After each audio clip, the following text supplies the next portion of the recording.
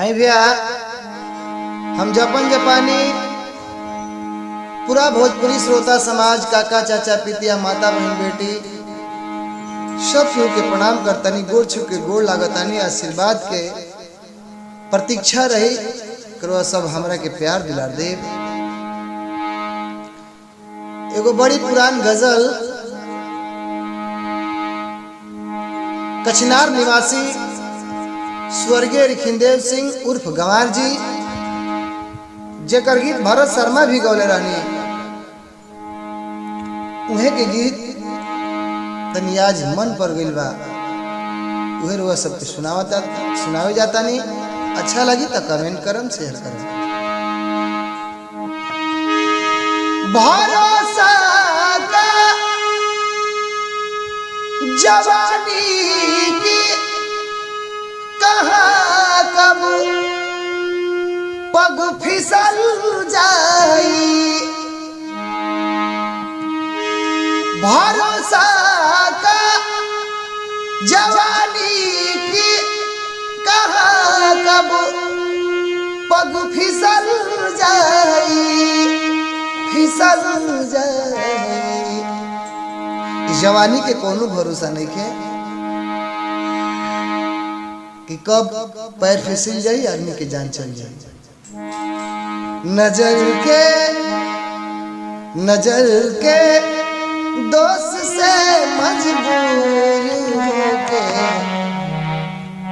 मन बदल जाए, नजर के दोस्त से मजबूर होके मन बदल जाए। अंतरा लिखनी गंवार जी हमके बड़ी सुंदर अंतरा लिखनी।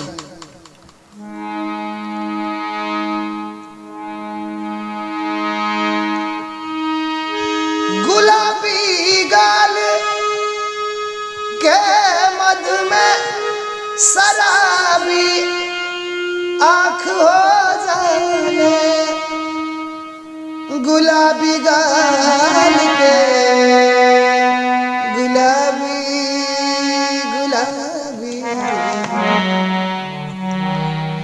गुलाबी गुलाबी गाल के गुलाबी, गुलाबी गाल के मध में शराबी आँख हो जाने, जवानी दिल के धड़कन सी सुलग की आग हो जाने, आग हो जाने। पिघल कर प्यार का प्याला निगाहों से निकल जाए, पिघल कर प्यार का प्याला निगाहों से निकल जाए। दूसरा अंतरा में लिखनी स्वर्गीय गंवार जी। कभी अरमान दिल दिल दिल दिल दिल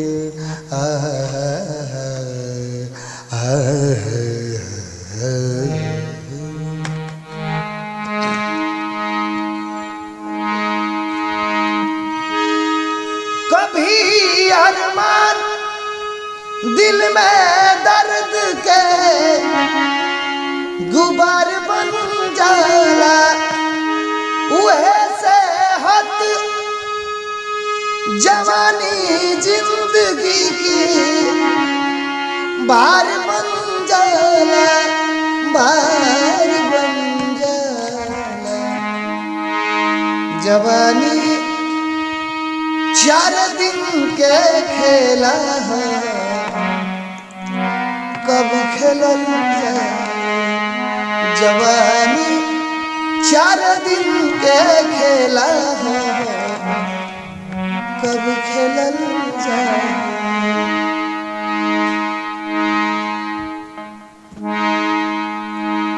और लिखने दर्द जब हद से बढ़ जाला बढ़ जाला बढ़ जाला बढ़ जाला बढ़ जाला बढ़ जा बढ़ जाला बढ़ जाला बढ़ जाला बढ़ जाला दर्द जब बढ़ जाला। दर्द जब हद से बढ़ जाला बेहद खामोश हो जाला। दर्द जब हद से बढ़ जाला बेहद खामोश हो जाला। चतुर गंवार बन जाला जब मन मदहोश हो जाला। चतुर गंवार बन जाला जब मन मदहोश हो जाला। और लिखनी कितना निमन शब्द समय से समय से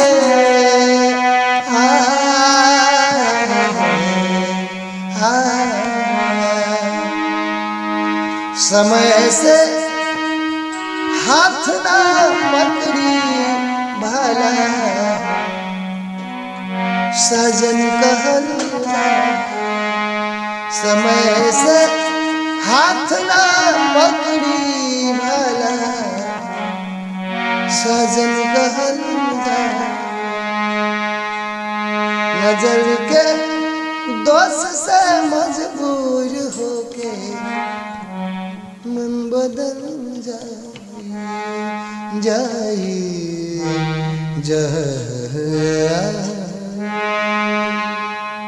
नमस्कार प्रणाम। अच्छा लगी तो कमेंट करम शेयर करम।